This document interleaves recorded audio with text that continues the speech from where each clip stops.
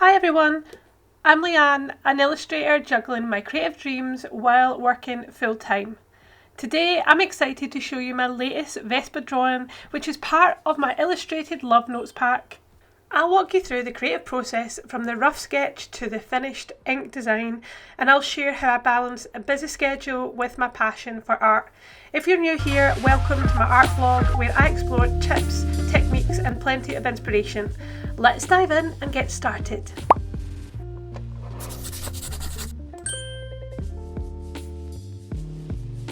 Before we jump into the actual sketching, I want to show you a bit of the setup that I use to film my process for social media, like Instagram Reels and short YouTube videos.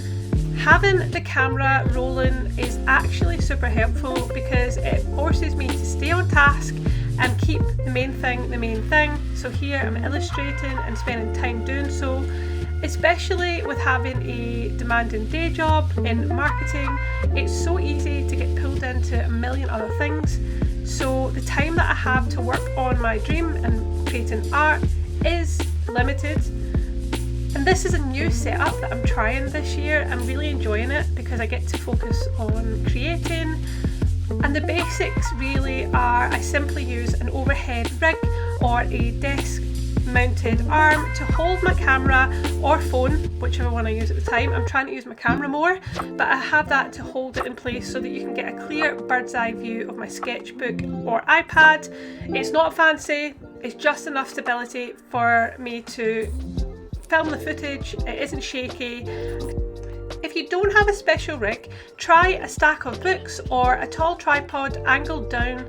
Anything that captures your workspace clearly can work wonders. Now let me talk about that juggle of working full-time in marketing. Can be intense. Deadlines, campaigns, brainstorming sessions, analytics, lead generation, results. It's a lot. And by the time I get home, which, okay, I work from home, but by the time I get from my workspace and my head in work to transferring, it'd be very tempting just to zone out. In fact, that's really what happened over this weekend. I was hoping to get this vlog up and out, but I was so tired from the week that I just couldn't bring myself to do much of anything except go for a lovely walk and spend some time with loved ones. But creating these art vlogs and sharing my creative journey does motivate me to pick up a pencil, and if I'm tired, it doesn't matter. I've really found that this side of the year, it's been super helpful to have that overview process, allowing me just to focus on what I'm creating, popping on a cozy light, and as you'll see, this vlog was filmed over the course of a week, so you may see a change in clothes because I really just wanted to make it as simple as possible, have it set up as and when I could go in and spend some time creating this piece. And that would give me a block of time that was non-negotiable art time, and it helps keep me learning. If I see something on camera that I want to improve, I can re-watch the footage and adjust my technique next time. Even as far as how I film the vlogs, because I do really enjoy that process too in creating and editing and filming vlogs for YouTube. It's something I've really enjoyed. Film has always been an interest to me, and the process of filming. Which leads me on to talk about my new Vespa drawing. I've been inspired by my trip to Italy last year that you will have seen repeatedly over again, different aspects of that popping up through various designs, prints, products that I've created in the shop. Last June we went to Florence and had the best time. It was such a beautiful adventure. I shared on my personal travel vlog called Creative and Curious Life, so if you'd be interested in checking that out amongst other weekend travel vlogs, I've linked to that in the vlog below so you can see the full journey. But why a Vespa? Well, for me, Italy is all about the vibrant colour, lively streets, and this wonderful blend of classic style with modern energy. The Vespa captures that perfectly. It's iconic, cheerful, and nostalgic, all at the same time. And drawing it really allowed me to relive those moments of walking through the streets of Florence and Siena and Tuscany, From zipping through the narrow streets to just soaking up the sunshine of Italian piazzas. Oh my gosh, the food was another world, and of course it was a big part of my love for Italy and always has been. Definitely it was a dream come true. I've always desired to go to Italy since I was in primary school, and it did not disappoint. So this piece will be part of my illustrated love notes pack, which is basically a collection of small themed artworks that represent moments of love and inspiration.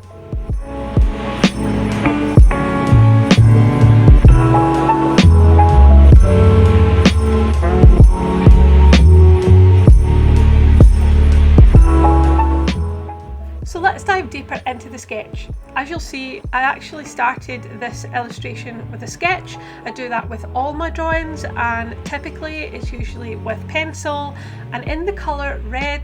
I do use the iPad a lot these days, although I have used other mediums in the past. And once I have an initial sketch, I like to go back over it with a fine pen in black, with black line that I like to use and pair with the watercolour. Once I'm happy with the composition, I like to tighten up the details. So for something like the Vespa, the shape is really distinctive, so I wanted to capture the curves of the body and the handlebars, the seats, and make sure it's all aligned in the right portion. And in this particular piece of the illustration, the floral flowers that were stacked against the wall, it was so detailed that it took me quite some time to complete, and I didn't want to lose the depth of this in the drawing because I felt like it really added to the piece. So I spent quite a bit of time going through illustrating and filling out the lines, capturing the petals, and making sure the detail was visible in my final piece.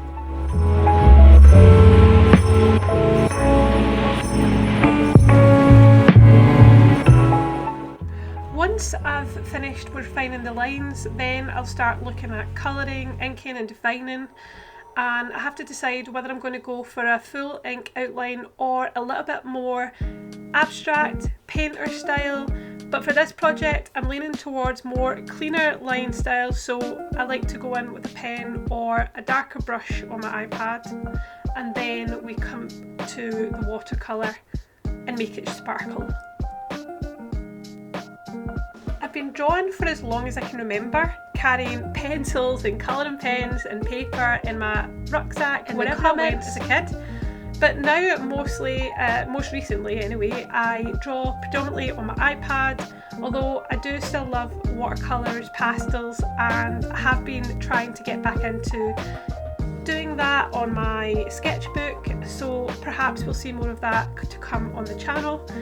There's something satisfying though about a physical feel of paint and chalk, and so that's definitely something I'd love to hear your thoughts in the comments. If you would prefer me to use traditional media, or do you digital, or a mix of both?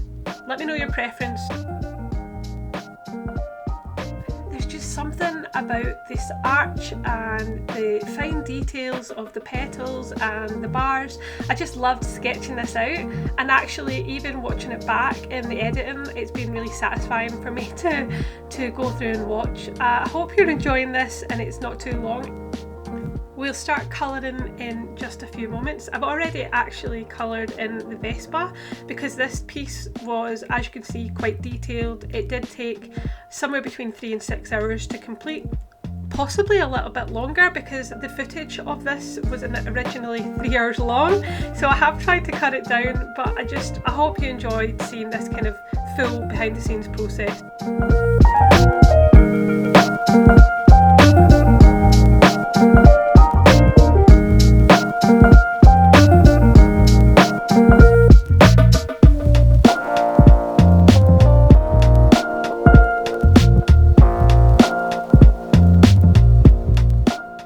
It's finally time. We're at the colour stage where the real fun begins.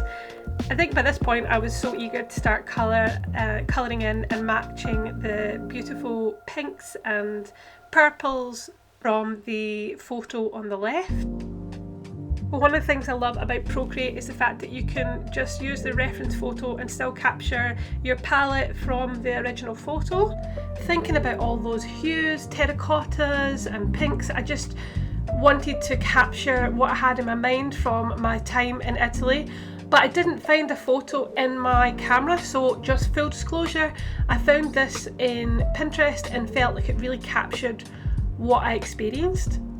And if you are an artist or a creator out there, or you would like to dabble in creating something of your own, then I highly recommend Pinterest as a good source of inspiration. I love just sometimes pulling it up and getting an idea of what kind of style or colour scheme, palette I might choose to use in a particular design. So definitely recommend Pinterest as a useful tool. Now throughout this process, I'm also filming for short snippets that I want to repurpose for Instagram Reels.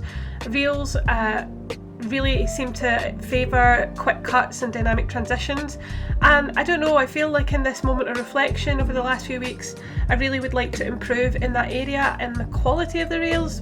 But we're trying something different, so you'll see me speed up some parts of the drawing, and I'll try and add a catchy background track so that maybe with a few bits of text overlays I can hopefully help improve my Reels creation process, make it more engaging and interesting for people. So yeah, sketching, inking, colouring, these are going to be kind of some of my goals to share more content across my other social media platforms. But a quick tip, if you're looking to grow your social media, and if I put my marketing hat on, it's a really good idea to keep your reels under 30 seconds if you can.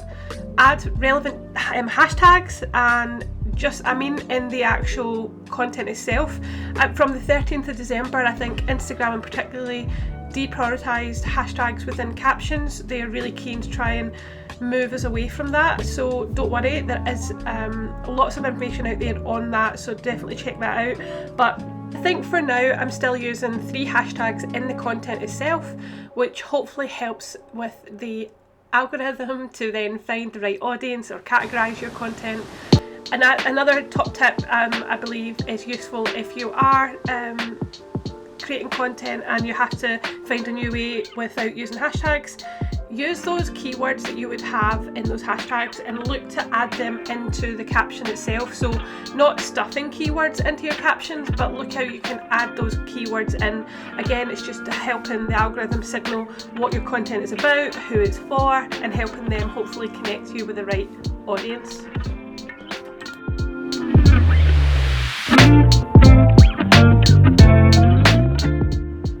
You might be wondering, what's the illustration love note pack that I talked about at the beginning of this video? Well, essentially it's a collection of mini artworks like postcards or small prints that I've been creating to celebrate everyday inspirations. So whether it's a cosy cup of coffee or a vintage scooter, a beautiful skyline, I want to try and bundle them up so that people can then gift them or use them as note cards or even frame them. And later in this video I'll show you how I take the final digital files and format it into printing and then show you the end result. Even if you're a digital artist, I think it's still good from time to time to print your work now and then and just feel what it is like to have that in physical form. For me anyway, it brings a whole new perspective to the piece.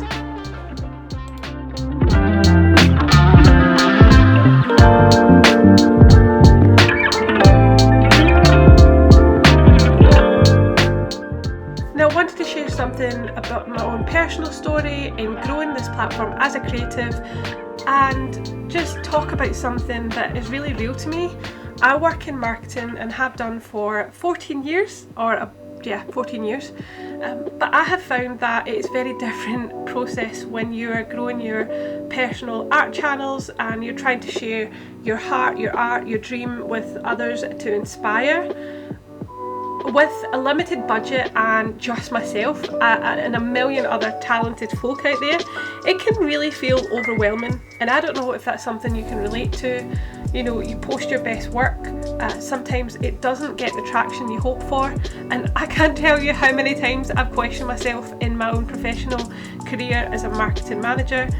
I've worked for multiple companies, large companies, well-known brands, organisations, and I found that it's so easy to get caught up and forget that when I work in a professional capacity, I work with often a team of people who do multiple roles, specialising in SEO, in content marketing, in sometimes specialising in a channel like Facebook and Instagram or TikTok. It is such a different ballgame, and I just wanted to touch on that today, as it can feel quite overwhelming when you are pursuing art or pursuing your dream as a creative individually and in a world of a lot of noise and a lot of people at different stages.